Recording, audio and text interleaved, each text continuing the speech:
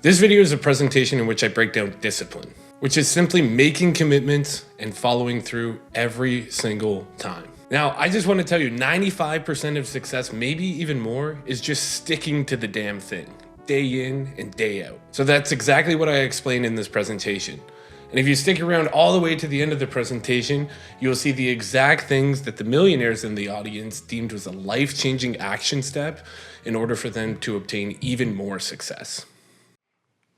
So the raw truth about it, and going from zero again, is that I was raised in a different circumstance than usual.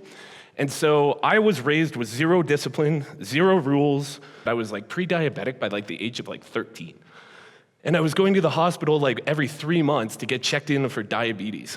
And I just thought that it was like something that everybody did. And so I was raised in an environment that wasn't conducive to discipline. And I'm sharing this with you guys because this isn't something that discipline isn't like a magic thing that you're born with. And so a normal childhood, you go to school. I had the worst attendance in my entire school because I stayed home to play video games.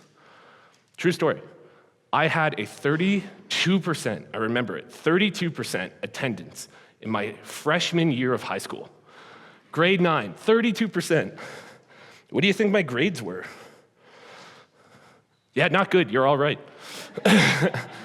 So I was also incredibly overweight. I had food around me all the time. I would have the stress that I would then eat from. And so this continued on to like early adulthood as well, where I had like binge eating problems. And so I always found food to be like a comfort thing. And so with that, what happened was I would feel stress, I would escape to video games, I would eat to comfort, I would feel even worse, and then I'd be stressed about the eating, so I'd go play video games, then I'd eat too much, then I'd go play video games. So you see, I have a disciplined routine. I was disciplined to playing video games and eating too much. So I had discipline. I was consistent, just at something that was punishing and something that was inhibiting my success. And so I inherently had discipline. I had habits. They just were putting me in the opposite direction. So I thought. But the problem was I had no direction. I was just doing the thing, and I was stuck in this loop. So I was also unable to maintain any promise.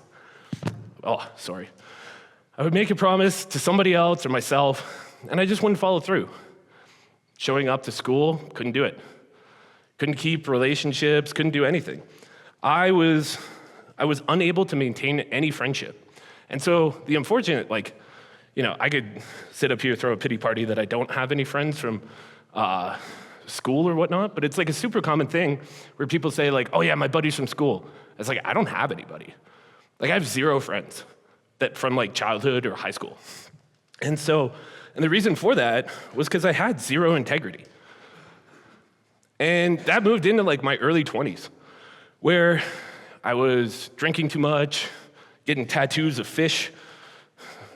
I stand by that one, honestly. It does look pretty cool. A lot of blue. Drinking too much, doing too many drugs, and I was just going nowhere. And so in going nowhere and having exposure to drugs, because my mom had a whole bunch of health conditions and she had morphine available at the house, so I'd sneak morphine from the house or from her pantry. And one night, I ended up taking 3 pills, and I slept. It was Thursday night. I slept from Thursday night till Sunday morning. Yeah. Weird, right?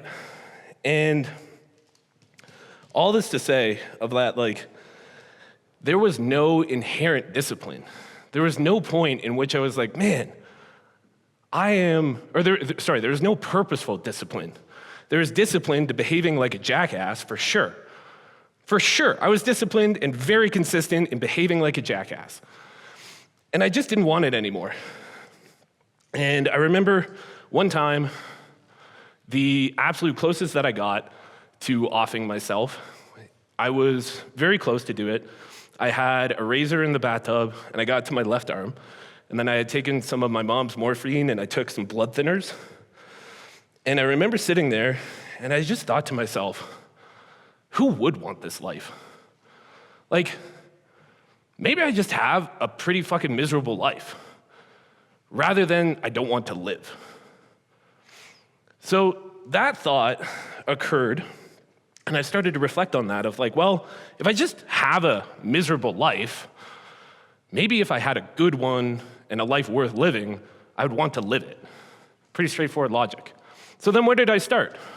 Well, you start on the internet, and they all say, just try harder, and you need more willpower, and if you push through it, you'll be okay. I hate these things. How empty. Look at that tiny trophy. That's like, So when you have the clear yet vague instructions of just try harder, and if the behaviors that you're doing are trying really hard at video games, does it make sense to continue to try hard? No. Do something else. So I then got very mad at these motivational quotes that felt like very empty instructions. And then I turned to what I thought was the answer, which was self-love. Isn't that nice? But in order to figure out what the hell that is, you have to ask the question, what does love even mean? And when you think about love, love is an action. And love is your ability to sacrifice something in the betterment of something else or someone else. And so when you think about what love is, if you think about when you act self-love, you're making commitments for the betterment of yourself. And the best way to do that, in my opinion, is through purposeful action and discipline. So then I thought about it even more. I was like, man, if the answer is not self-love, it's got to be motivation. Everybody's talking about motivation, it's got to be motivation. Wrong. Well, shit, man. I didn't know what to do from here because I kept seeing naturally driven, born with discipline, and these naturally talented people just dominating life. And when people don't understand something, they just throw labels at it. So like Kobe Bryant, one of the best basketball players of all time, dude was considered naturally disciplined, which doesn't even make sense because discipline is a skill that you learn. So I kept hearing one word, discipline.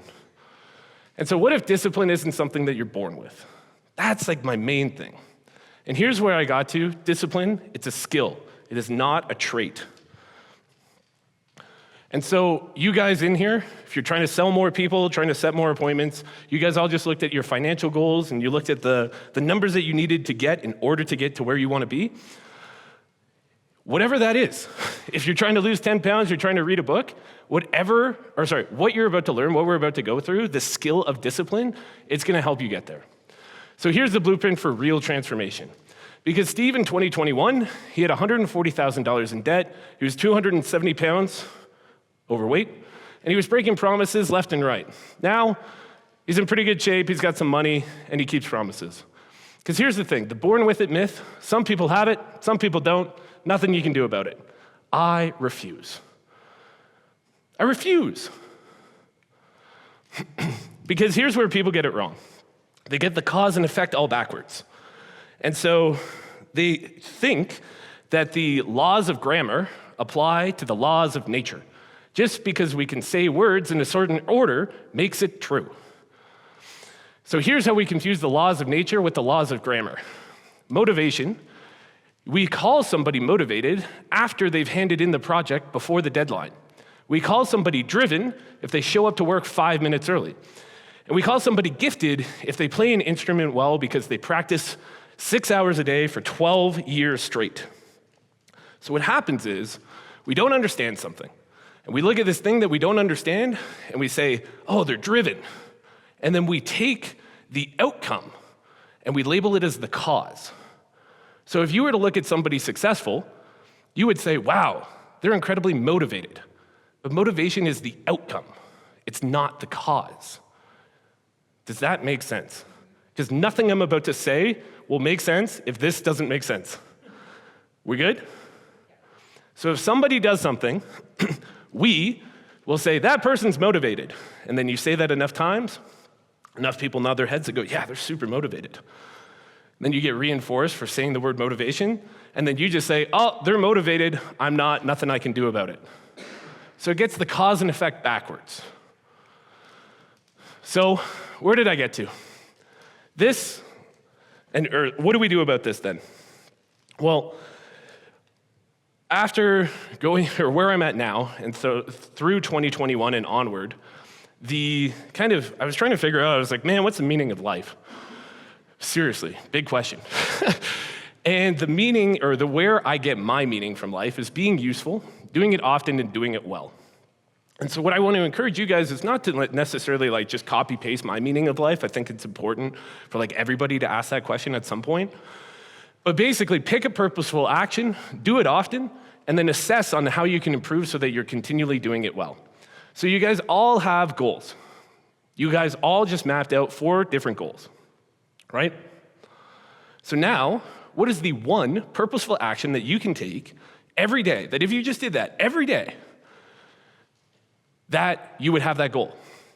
And then how do you do it? So often covers that, daily. And then how do you do it even better? Because sure, you could work out every day, totally. You could totally go to the gym every day. But you know those people who they go to the gym, and then it's they'll do a set, and 6 minutes will go by, and then they'll load up another pound, then they'll do another set, and then 6 minutes go by, and it's all right, gym's done. It's they've done 3 sets. It's sure, we could definitely say they're in the gym, 100%. But it's how well are they doing it? So that's the assessment, or the assessment portion. How can you do the thing that you're doing even better? So from here, what in my opinion, how you create discipline and how you can think of discipline as a skill and how you can set yourself up for this to be successful is 2 things. Number 1, increasing your frustration tolerance. Number 2, having a really good strategy. So obviously when you try anything new, you get frustrated because you don't get rewarded from doing the thing yet. If I were to go play basketball, it would probably take me 10 shots before I even got close to the net. And then and I would need some coaching. I'd be like, oh my gosh, okay. I'm not even demonstrating it correctly. There's a lot more knees. And with that, until I get a basket, it's gonna suck. It's gonna feel really, really weird. And I'm not gonna have a good time.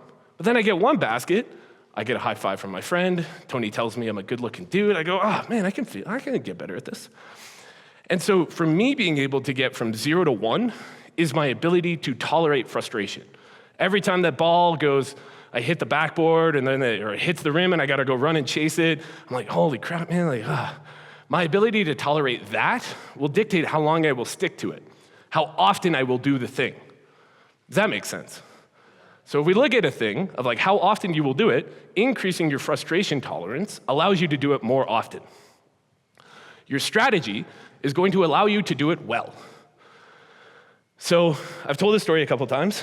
Todd Herman, he sat down with me at a lunch, I sat down with him. Let me make that clear. He was in a room, I was sitting next to him.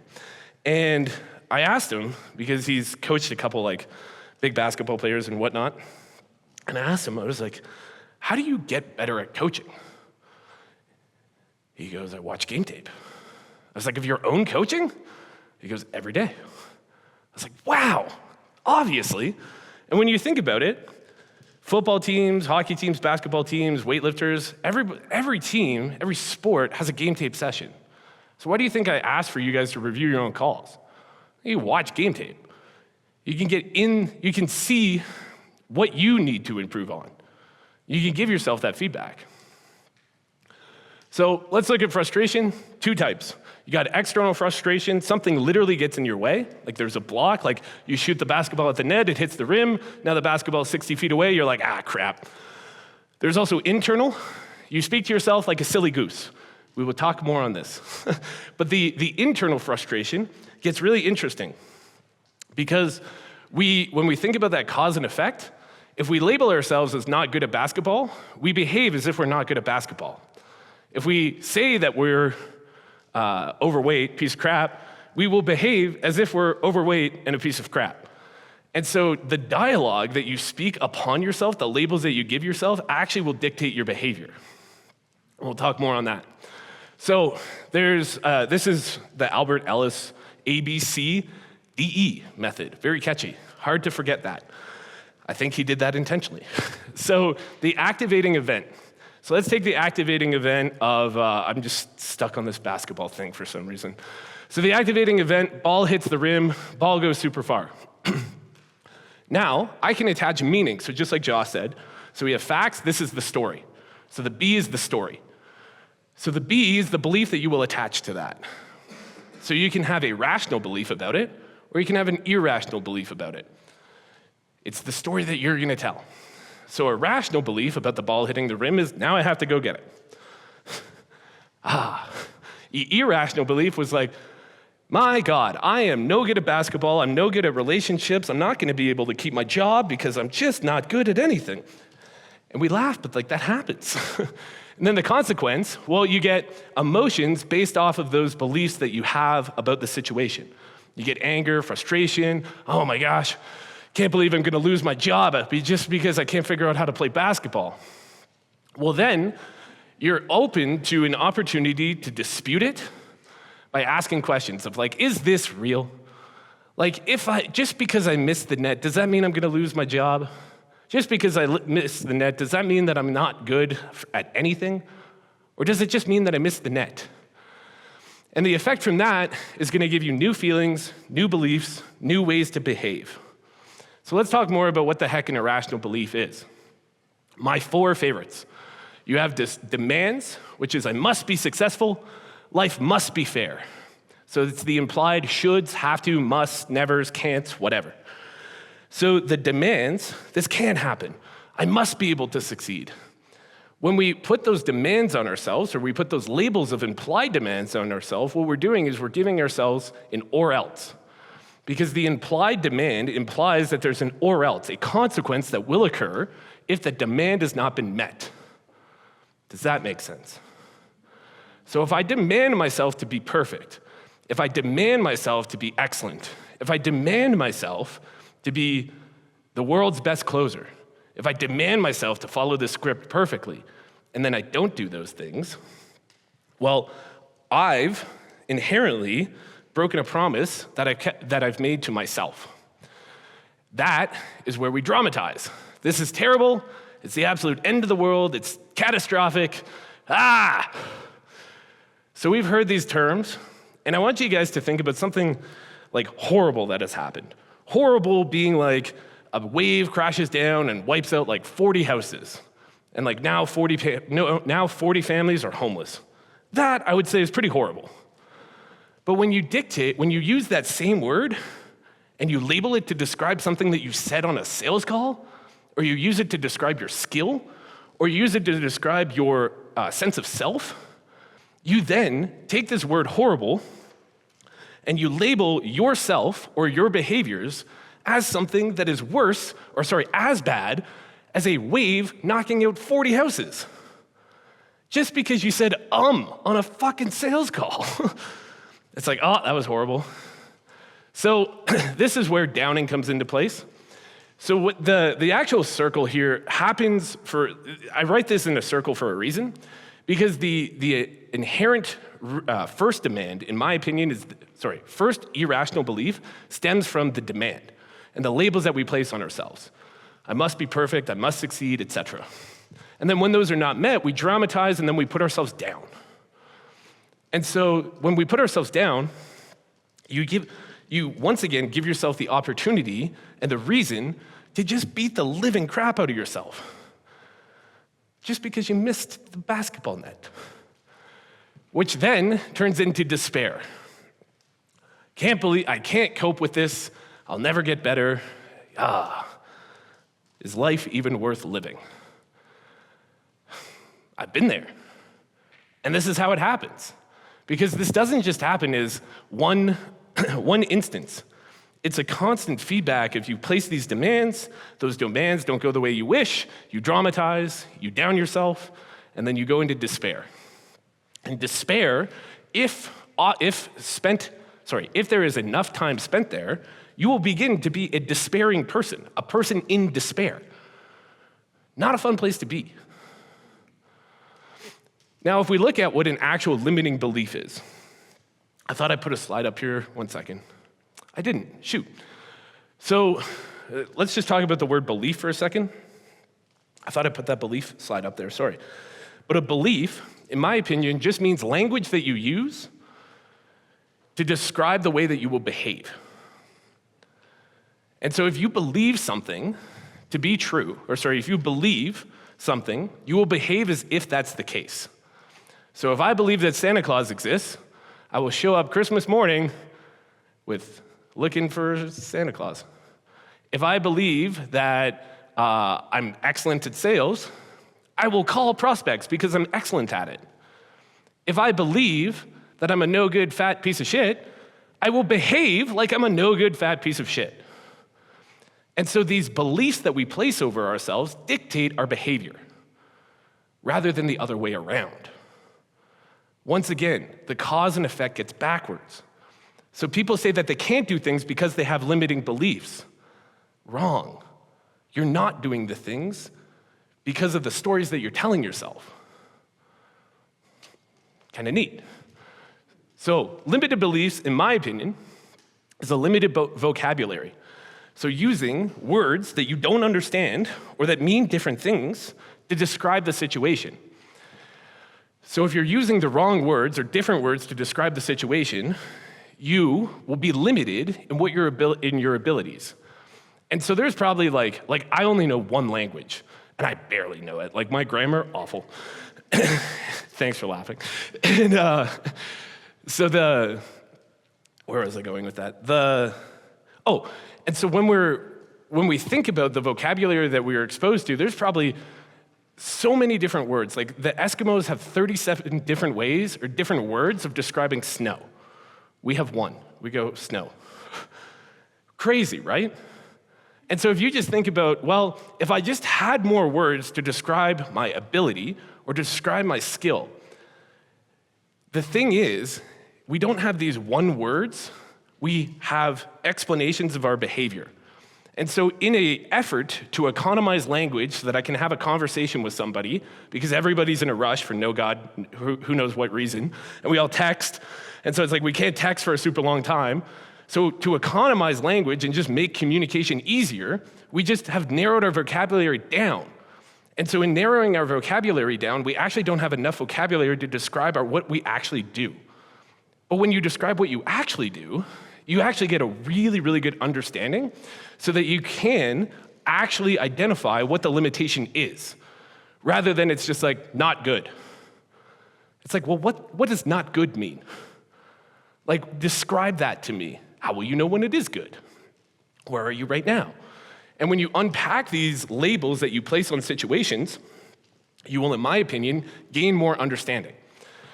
So when you label the outcome, I've kind of beat this one, so I'll move on. But the next point that I'm going to move into is a limited behavior. So a limiting belief, in my opinion, you can look at it of one of three ways. One, you don't have the words to describe the situation that you wish to, which great. There's a lot of words that could, like we can't have nothing isn't with vocabulary, because that's way too many words. Sorry, anyway. We also may have a limited understanding of the situation because we're using labels to describe we're using labels that we've used to figure out the outcome. We're using that as the cause. So that could also be another limitation.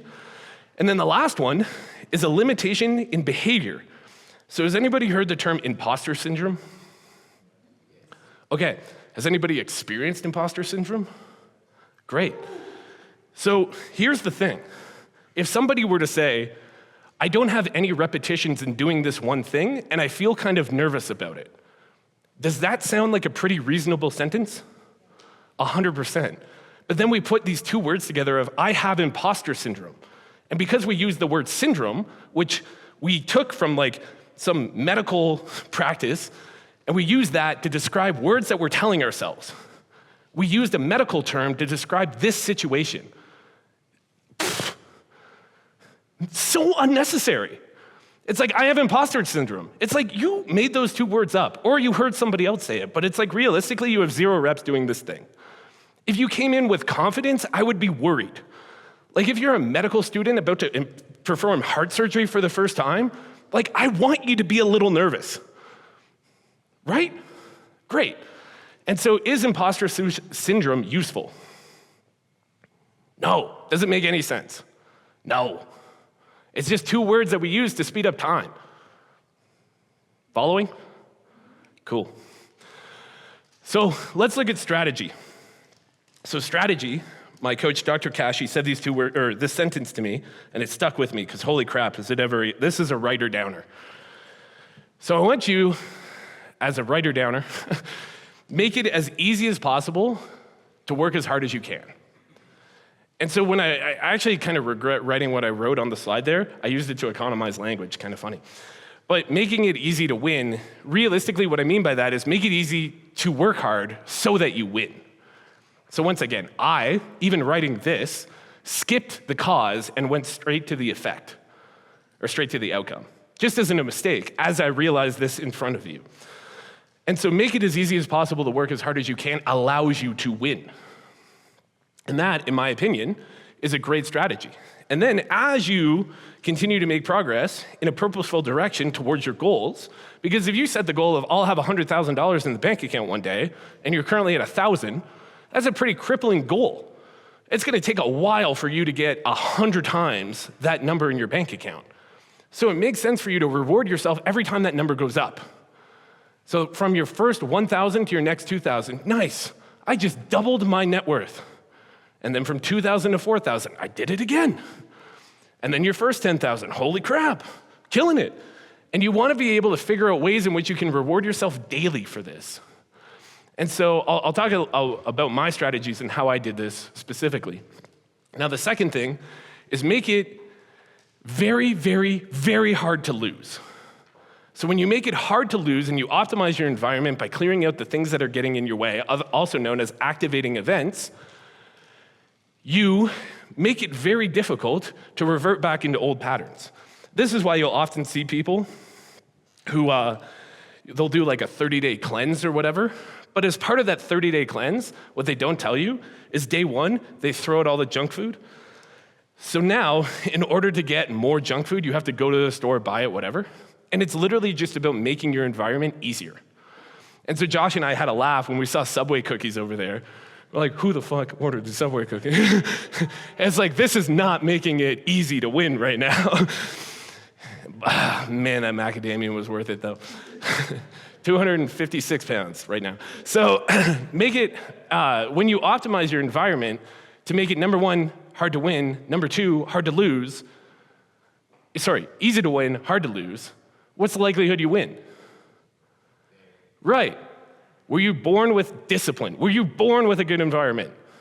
No, you just fucking changed your environment. Goodness gracious. All right, sorry, get fired up about these. So let's talk about my 3 transformations, just because I do want to make this like relevant to you guys. And I think that I'll just understand that like I have a lot of respect for myself with what I'm about to say. But like, look at me, guys. And look where I came from. Like, this is not fucking hard. And I say this not to like put myself on I know I'm standing on a stage and like I'm speaking, but like, no. This is no different.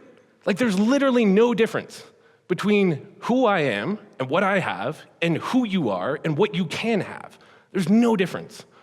3 years ago, I was broke as fuck, overweight, and like not really having a good time. So let's talk about where I am now, not as a way to like, oh yeah, this guy's killing it. No, seriously, no. I currently have hiked up jeans, okay? Like just to be really clear. I'm telling you this so that you guys can expose yourself to environments so that you guys can get to where you want to be. Great, just to make that clear. All right, with all that being said, here's a photo of me topless. So, Jesus. All right, so 3 transformations. We went from number 1, fitness, number 2, financial. I had no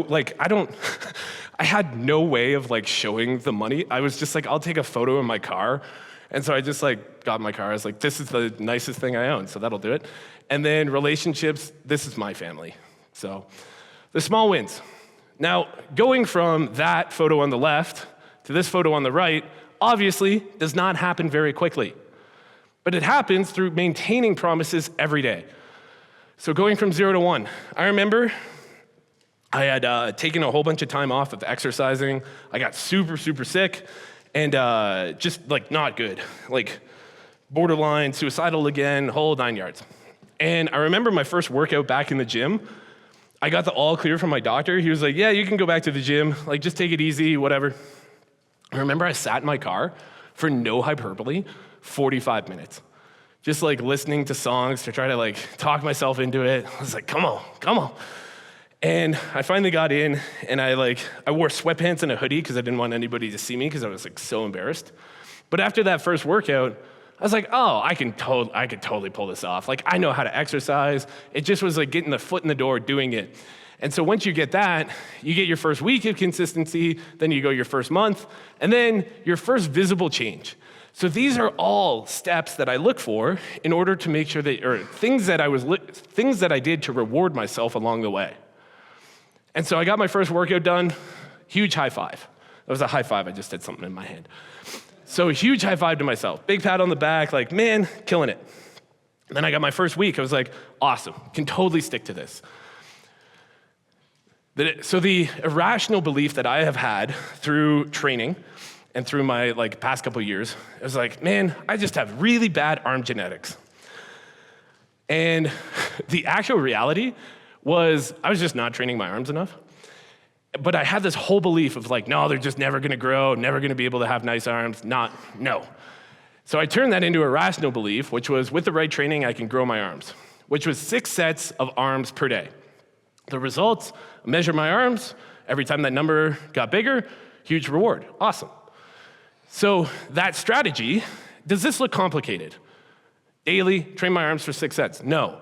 Can any dumbo come up with a plan? Yes. Sticking to the plan, that's what matters. The way that you do that is you measure your progress and you reward yourself every time that you make progress. And if you're having a hard time rewarding yourself and making progress, just understand that every time that you do reward yourself, you've kept a promise to yourself. And the more promises that you make to yourself and the more promises that you keep to yourself, the more respect that you'll have to yourself. So the more that reward will matter. So even as progress starts to slow down, the reward that you give to yourself matters even more because you push through harder and harder times. And you go further from getting a reward to the next one. So when I was a weightlifter, it took me 8 months to go from a 270 pound, lifted a single weight for 275 pounds. It took me 8 months to get to 285 pounds.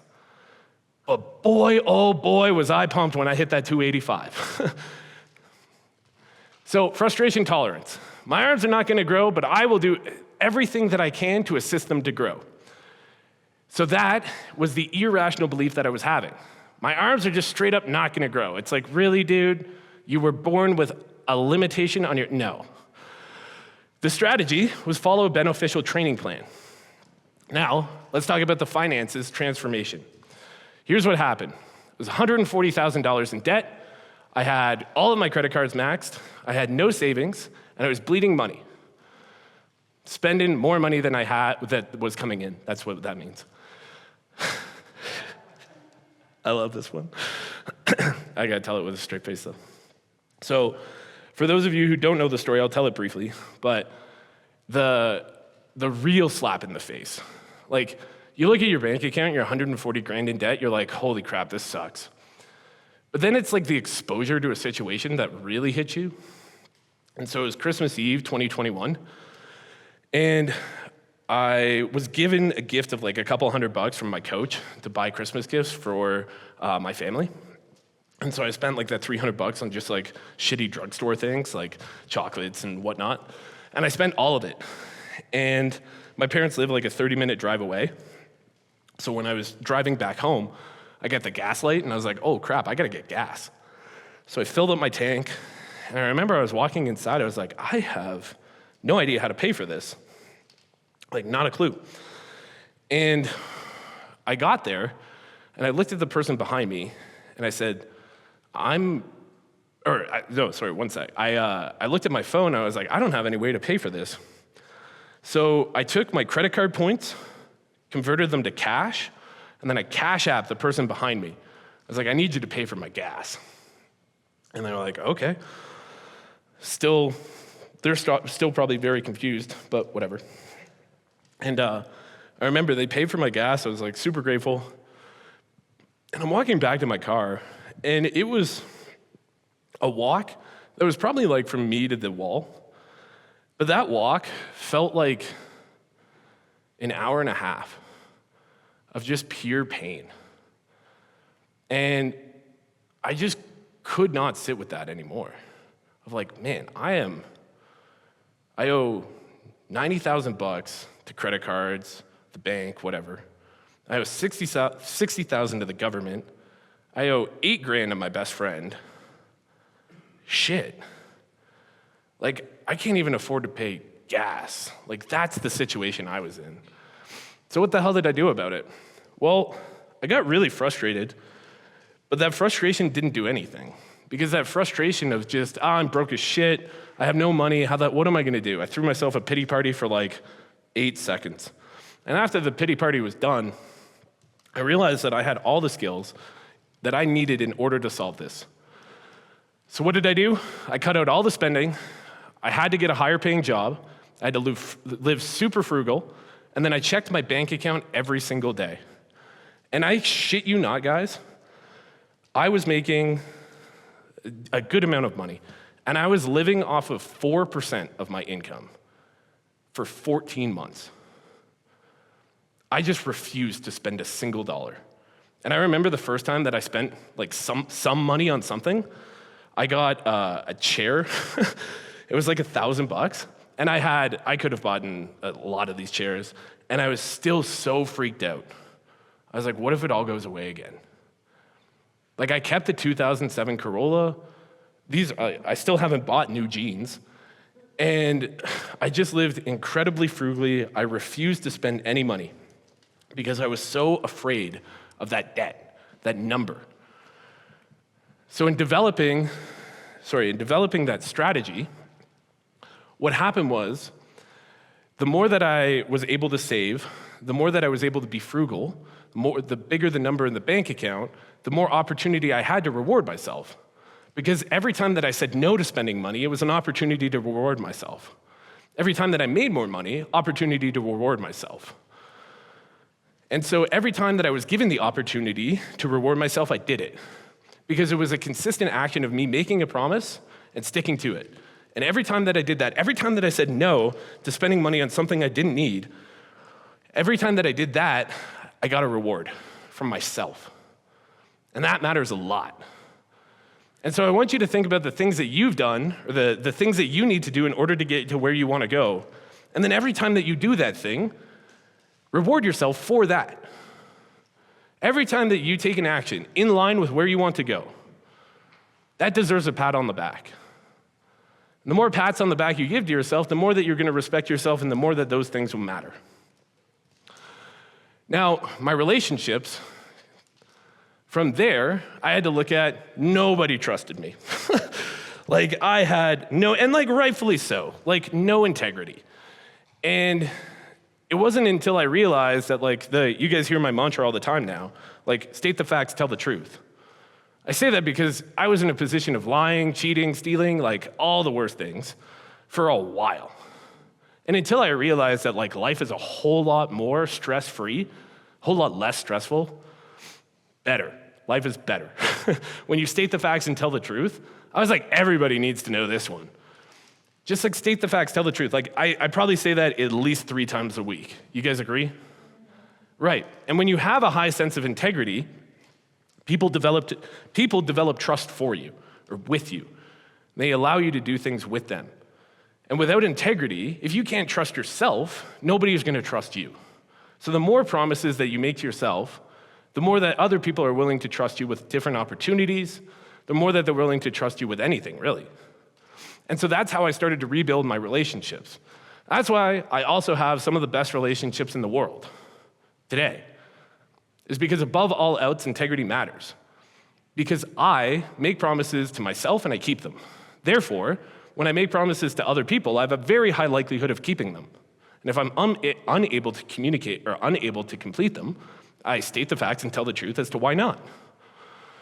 So in developing self-trust, I kind of just talked that through. We'll skip a couple. So here's what happened. My irrational belief at this point was I can't keep relationships. And I had a ton of data to support that. And so it wasn't even an irrational belief. It was just like that was an evidence-backed belief of like, I have no relationships, truthfully. And so the relationships that I was in, I wasn't able to keep. And now I can have, and I want the relationships that get me closer to my goals. So now the relationships that I cherish the most are the ones that get me closer to my goals. And those relationships, I make promises in them, I keep them. And so the relationships that you guys have and the ones that you're spending the most time with, ask yourself the question, how are they helping you get towards your goals? Really good question. And the more that you can get people in your life that support you towards your goals, the higher likelihood that you will have at achieving your goals.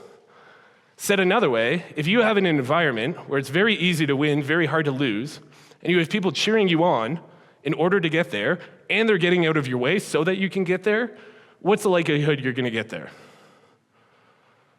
Way higher if you did the other. Yeah, right, okay, great.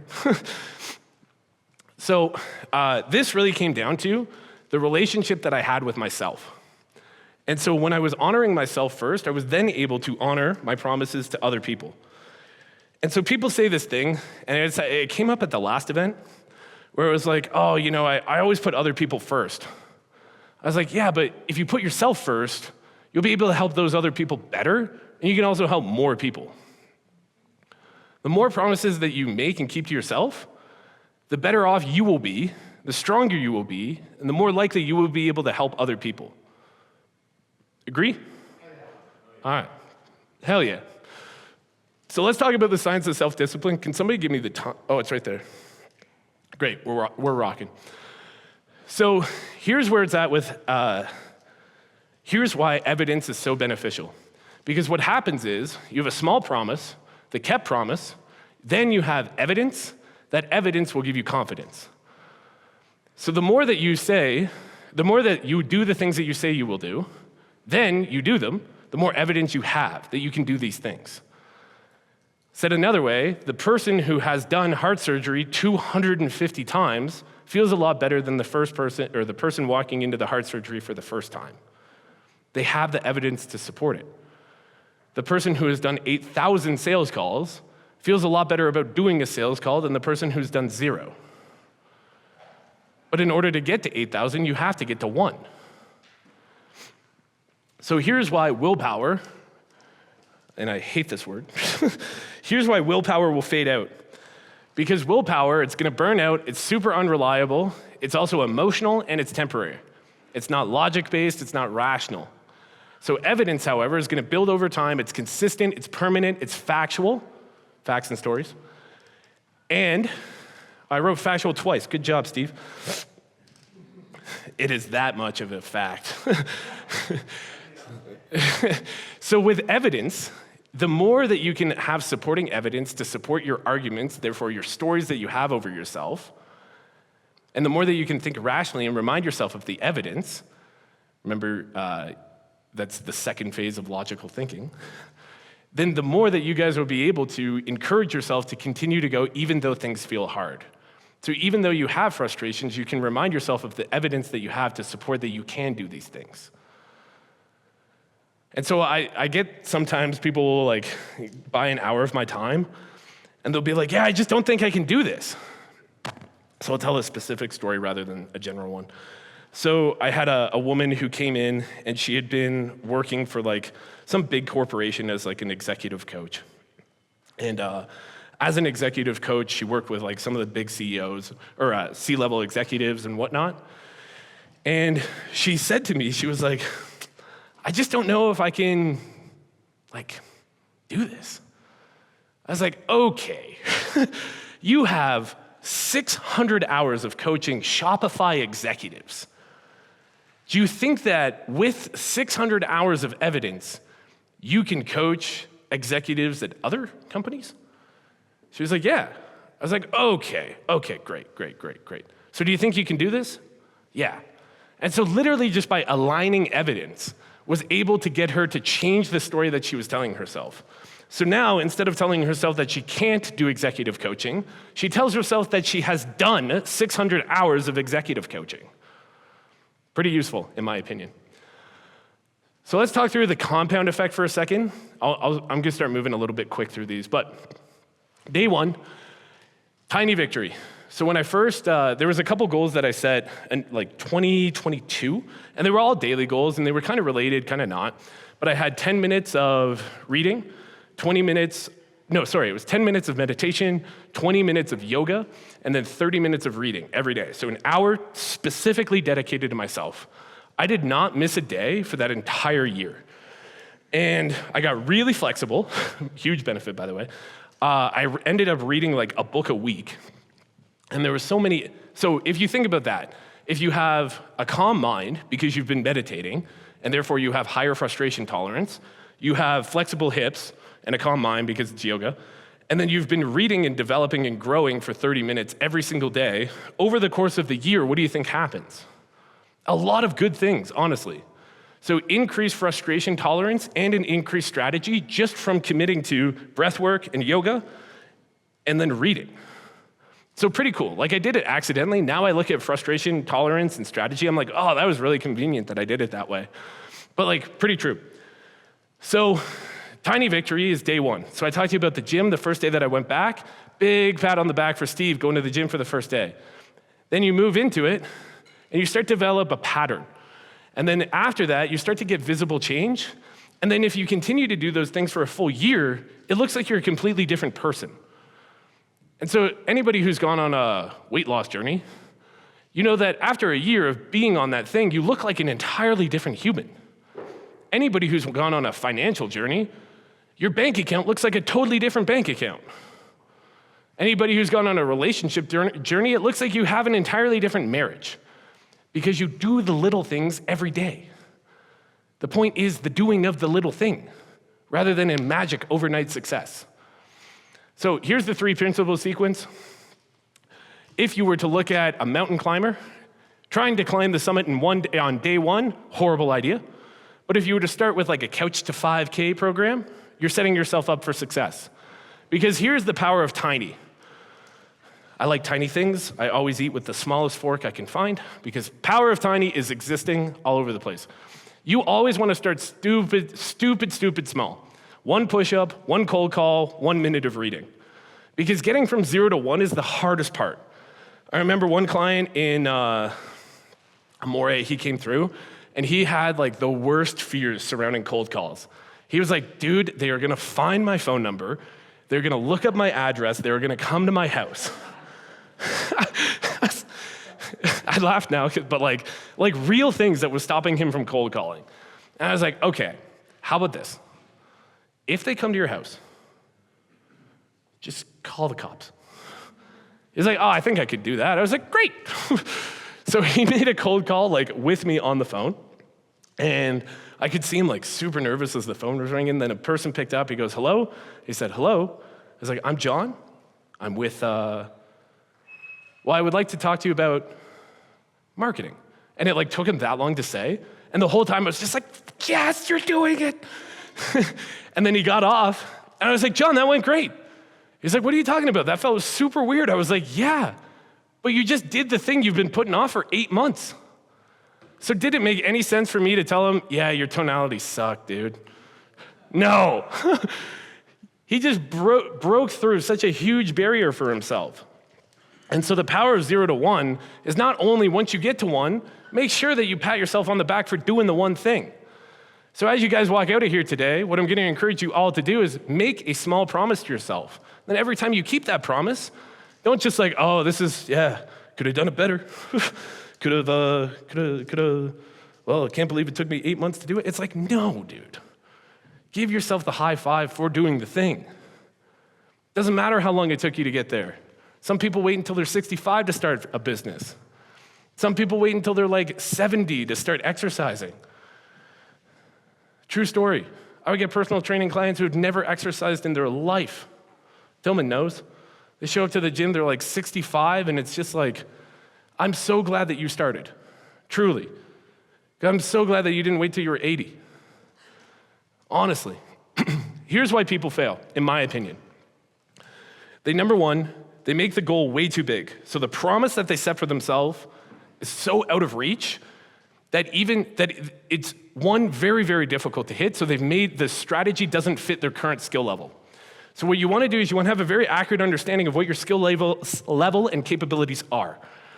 If I were to go out and I were to say, I'm going to run a marathon tomorrow, I would probably make it to the end of the block. I live at house number 5. So, not far was the joke there. And with not making it the full marathon and being so far from my goal, I will now use that distance from current reality to goal as a reason to treat myself like an absolute jackass. Oh, I'm never gonna get there. God, this goal is so fucking discouraging. I hate it, man. Marathons, it's stupid. They have to wear nipples on their Band-Aids anyway. It's like, what's the point? Band-Aids on their nipples. Sorry, I don't know. That's like the 5th time I've done that. I think I need more caffeine. So the point that I get at is you can have huge, big, audacious goal. I have a huge, big, audacious goal. Huge. But every time I get a little bit closer to that thing, I make sure that I feel rewarded for it. I still reward myself when I make sales. I still give myself a pat on the back after I do something that was useful. Still, always. And that keeps me moving in the direction of my big, audacious goal.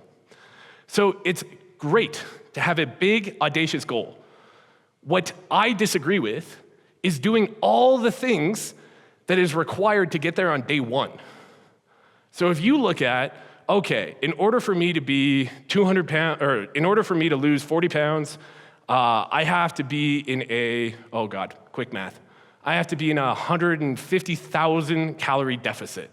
So tomorrow, I'm gonna go out and put myself into a 150,000 calorie deficit. Does that make any sense? No. But if you did the thing for a full year, what's the likelihood you get there? Way higher. So when you're setting these goals, make sure that it's like, and I give the super hyperbolic example, but like when I hear goals that are huge out of pocket, and I hear them, I'm like, holy jumping. Like, rather than setting the goal of $100 million and doing all the things required to get there, and then every day that you miss and you're not at $100 million, kicking the crap out of yourself, like, let's maybe just like call your leads. I think that's like a good approach. And so give yourself the one thing that you will do in each area. So principle 2, make sure that you're tracking it. Old pen and paper does wonders. There's tons of apps. There's so much support. You can put it in your calendar. I have my 3 goals written out, my 3 daily habits written out on a whiteboard. And every day, I would check it off at the end of the day. Every morning, I would wake up, I'd erase it. Because every day was a new day. Every day was a new opportunity to make that promise and keep that promise. So that's what I did. Realistically, you can get super fancy with like a whole bunch of different apps on this one. I'm gonna skip this. Skip that. Last part is the design of your environment. The reason why this is so important is because the more that you can make it easy, so if you look on the left, how much focus does the person who works in that office, how much are they gonna be able to explain or express like creativity, focus, like how much are they gonna be able to get done? In my opinion, if I was in that office, I wouldn't do shit other than like go, holy crap, I gotta file these papers. However, on the right, I would feel a lot more clear, a lot more capable of just focusing on the thing in front of me. And I use the office example because it's clear as day. But I don't care that you guys just win at the workplace. I want you to take this exact example and look at the other areas of your life and figure out where you can remove the clutter.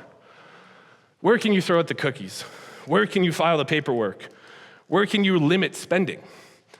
What activating events are your environment that are causing you to go against your goals rather than towards them? So if we think about it, we want to create we want to add friction to bad habits and remove friction from good habits. So prime example of this is I have sleep supplements that I take every night before bed, and I put them right beside my toothbrush. And the reason is because number one, they help me sleep and I sleep great. And the reason why they're right there, because if I had them anywhere else, it would create friction. It would be harder for me to maintain that habit. Same idea with my workplace. Is on my desk in the morning, I literally just have my laptop. The only thing that is on my desk is my laptop. I leave my phone on the other desk, and I just sit there, and I just look at the screen. There's no other distractions. There's nothing that's gonna pull me away from that. I put my headphones on, I'm like locked in. And so I make it very, very difficult for anything to distract me or anything to get in the way of me achieving my goals.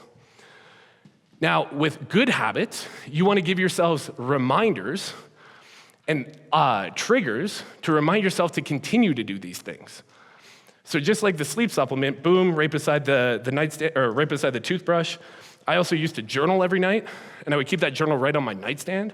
And so every night I was reminded, okay, super easy. I didn't have to get it, it wasn't anywhere else. It was just like, okay, tonight, journaling, done. And then when I was tracking my finances, or even when I was tracking my weight, I wake up, bathroom scale right there. Then I would have like a little sheet of paper on the wall in front of me, and I would just go, that's the weight for today. So it was super easy for me to track these things. Same thing with my bank account. I had an app that took all of my portfolios and just put it all in one spot. I took it every day. I updated my spreadsheet accordingly. Every day. Didn't miss a day ever. So the reason why that's so encouraging is because the easier that you can make it to win, the easier it is to win. I say that very obviously. We'll keep moving through quick. Now, why do I talk about time's doing? Okay, we're just gonna go fast. So here's why this matters, and here's why self-trust matters so much for you guys. Because leading others starts with leading yourself. We all are in a position of influence in this company. Tillman coaches students. The setters, you guys are trying to influence people to sign up for appointments. Closers are trying to influence people to buy. Leaders on this team are trying to influence people to do better work.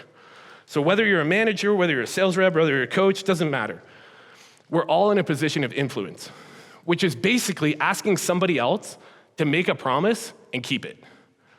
Really hard to do if you're not doing that yourself. Agree? Great thing is, you can make a whole bunch of small promises to yourself, keep all of those small promises, and then you can ask somebody else to make a big promise, because it's all relative. So what you see to be a big promise, what you see to be a big step, they might just see as a small commitment. Super interesting. So it doesn't matter how big or how small the promise is. What matters is your ratio of maintaining promises. So if you have a ratio of every one promise that you make, you have a keep of one. So make one promise, keep one promise. If you have a 1-to-1 ratio, then you have a very, very high level of influencing somebody else. And you could influence them to make a huge promise. You could influence them to make a small one. The key determining factor is the ratio. Agree? Great. We'll skip that one. Here's the thing. A leader, salesperson without self-mastery, what's gonna happen is their behavior is gonna look inconsistent, the words are gonna feel empty, and the prospect will not trust them. You guys ever feel this when it's like you had a promise that you made to yourself, you didn't keep it, and then you had a trash day of sales calls? For sure. It didn't happen on accident. Guarantee it didn't. Because you're asking somebody to make a commitment to themselves when you didn't make a commitment to yourself that day. But the thing is, you don't have to wait the whole day to get back on track. The next opportunity for you to get back on track is the next promise that you make. So if you go, man, I slept in, whatever, it didn't show up on time, now you're just beating yourself up. Well, you can look at your other goals and make sure that you're maintaining those, making progress towards those. And I'll talk about how to deal with setbacks in a second. Now, leaders with self-mastery, they have consistent actions, and it's all backed by evidence, and there's a high level of trust. So that you know when you're talking to somebody, and they're speaking from the fact that like, no, I do hard shit. Like Finn, who like gets up, does a cold plunge, sauna, takes her dogs on a 3-hour walk, gets back, has been talking to prospects the entire time and responding to messages. It's like when she's talking to somebody and she's like, look, I know this is hard, but you totally got this. That's a full message that has come from them. And honestly, it's in my opinion, I'll give somebody specific a shout out on this one, is David. That dude has been making consistent progress since the day he's got here. And it's starting to pay off with numbers too right now. What'd you finish last month, 20? 19 sets? 19 sets closed? So it's like the dude went from, I think like 6 or 7 your first couple of months, to now 19. Just from small, consistent promises to himself. And when he makes those and he keeps those, prospects feel that. That's my evidence. Also, yeah, shout out to David. So the real thing that will occur, and I use labels here to economize language, the real thing that will occur is when you have personal discipline, you speak with confidence. When you have individual habits that you do every day, you have motivation. When you trust yourself, you become trustworthy. And when you have high personal standards, people will label you as driven. I'll just keep moving. And so how does this apply to our company and our team? Well, what I want everybody to walk away with today is the acceptance that this is now a promise culture. We keep our promises. So when you make a promise to yourself and you keep that promise, you don't just impact yourself. You impact everybody in this room and everybody who isn't here. And so the agreement that I want everybody to take from today is this is a promise culture. The promises that you set to yourself, that you keep and reward yourself with, those impact everybody else on the team as well. And how this works is this is how companies scale. Because personal discipline multiplied by the team size equals the organizational impact. It's a math equation, so it's factual. So how this is gonna operate is this team, I would like everybody to give me an agreement that you will walk out of here with one core promise. One thing that makes you feel that you can attain it, and I'll explain what that is, but not something that's too big, not something that's too small, but something just right.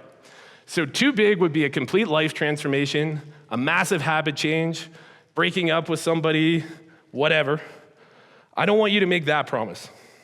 I want you to make a small promise that you can keep to yourself every single day, that you can have with excellent execution.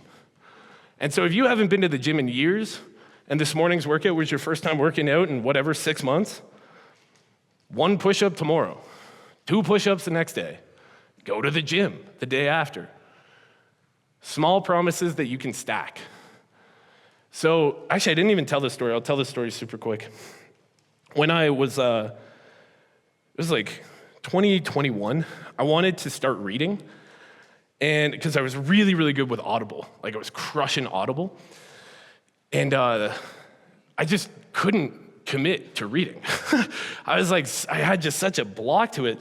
And I would have like all the books, I just kept buying books. And so I definitely didn't have like a book buying problem. I had just like a pure execution problem. And so it was like, fine. And I had this agreement that it was like, okay, I gotta read 100 pages. Gotta read 100 pages, gotta read 100 pages, gotta read 100 pages. And like 6 months went by, and I hadn't even opened a book. And in my opinion, it was because the 100-page goal was way too big. So what I did is I made the goal a little bit smaller. I said, I'm gonna get in my reading chair, and I'm gonna read the damn cover of that book, sitting in my reading chair. So I sat down, I read the cover, I went, shit, that wasn't all too bad. So I opened the first page, then I read the next page, and I read the next page, and after like 10 minutes, I had read like 15 pages. After 6 months of being so frustrated with myself for not reading. Crazy. And so what dentists will do when kids are having a hard time flossing is they'll be like, all right, well, we don't need you to floss all of your teeth, but definitely just start with like 1. Can you floss 1 tomorrow? And then they start, yeah, I could totally do 1. Then they floss 1. I was like, well, shit, I'm here. Like, might as well fucking. And so what happens is the smaller the promise, the more competency that you experience so that you can execute it. So I want everybody to walk away with a good first promise, something that you're 90% sure that you can do, something that you can do in under 5 minutes, and something that you can do daily. So write this down and think about this so that you can walk away from today. And I don't care necessarily how it impacts the team. I don't care how it impacts your goals. I just care that it does. And I care that it's something you do every day, including Saturday and Sunday. Because we're not trying to accomplish all of our goals immediately. What we're trying to build right now is the skill of discipline. And what we're trying to do is build a promise culture. And so if we can stack every single day with one promise that is something we're 90% sure that we can do and that we could do it in under 5 minutes, and we do that every day as a team, I guarantee you, without changing a single word in our sales script, without Abdullah running a single new campaign, without anything else changing, all of our numbers go up. I guarantee it. Oh, let me know when you're done writing this down. Getting raspy.